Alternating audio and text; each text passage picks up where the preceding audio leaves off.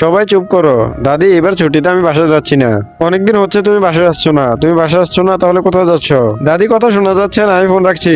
তুমি তো সত্যিই বাসায় যাচ্ছ। তাহলে দাদিকে কেন মিথ্যা কথা বললে? কারণ আমি আমার দাদিকে সারপ্রাইজ দিতে চাই। দাদি, আমার দোকানে অফার চলছে, আপনি কি আপনার নাতনির জন্য কিছু কিনতে চান? না না, আমি কিছুই কিনবো না। যখন থেকে বলেছো তুমি বাসায় আসবে না, তখন থেকে তোমার দাদি মন খারাপ করে বসে আছে। মা, তুমি দাদিকে একটু সামলাও। এবারে তো দাদির জন্য অনেক বড় একটা সারপ্রাইজ অপেক্ষা করছে। না জানি কতদিন পরে আমার নাতনিটাকে দেখবো। মা, আমি প্রায় চলে এসেছি, দাদিকে বসতে দিও না। মা, গিয়ে দরজা খুলুন, দেখুন তো কে এসেছে। সারপ্রাইজ দাদি, দেখো আমি তোমার কাছে চলে এসেছি। দাদি রিয়াকে ইগনোর করে চলে যায়। মা, দাদি কি আমাকে দেখে খুশি হয়নি? আরে না, এমন কিছুই না। দাদি, তুমি কি আমার প্রতি রাগ করেছো? পরের বার যদি বাড়িতে আসো, তাহলে কি আমাকে আগে বলতে পারবে?